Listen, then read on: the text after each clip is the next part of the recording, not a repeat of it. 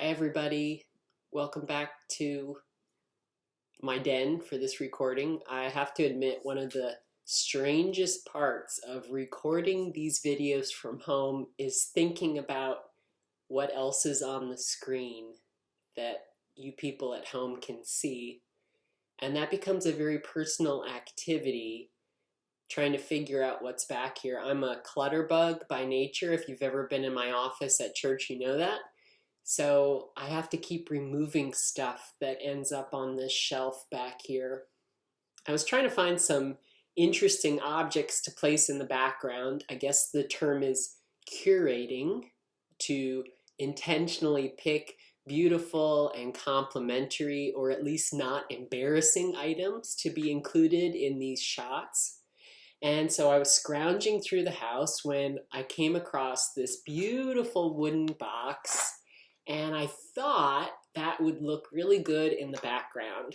So I brought it down here, I opened it up to see what was inside.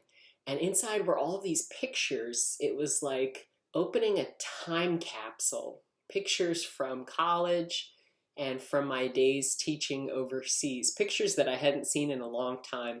So what happened, of course, is that I forgot what I was doing, and I sat down and I started looking through all these old pictures and going down the rabbit hole into my past.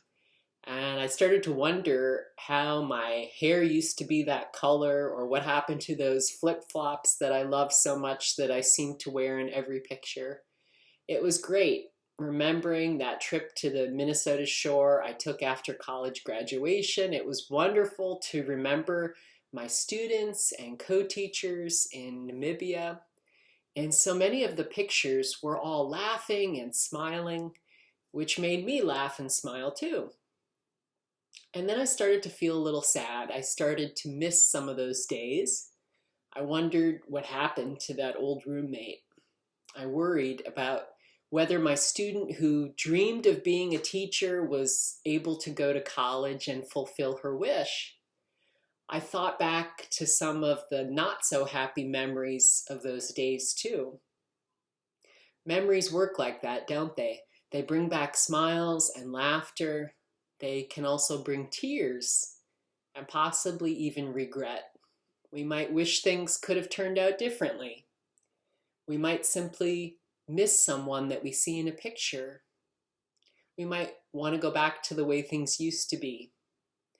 We yearn for people to be close to us again, to laugh and smile like we did in those pictures. All of those memories, all of those feelings, they're part of our story, aren't they?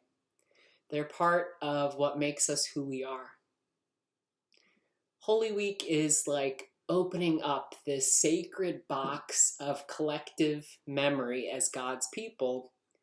There are rituals we do as church to help us remember. We have Palms on Palm Sunday, communion on Maundy, Thursday, the stark darkness and loud crash of Good Friday. Sometimes our memories are snapshots of those rituals that we do together as church. But sometimes our memories go a little deeper, and they connect us to the holy story itself. In the days to come, we will hear the story of Jesus' Last Supper with his disciples. We will watch as Judas betrays his friend, as soldiers beat and humiliate Jesus, as an innocent man is put on trial, and as the nature of truth itself is questioned. We will shudder at the picture of Jesus on a cross, as darkness covers the land and the earth shakes. Knowing what lies ahead, knowing what is inside of this holy box of memories during these holy days, there might be a desire in us to not go there, to not open that box, to keep the lid tightly closed and just go straight to Easter. Especially this year, when there seems to be so much to be afraid of, so much darkness and sadness already, that desire to keep the box closed might be stronger than ever. But to not open up that box of memories, would mean that we miss the power of our story, of who we are as saints and sinners, as broken people who are forgiven, of holy people who also regret and hurt, people who know pain and know the power of death.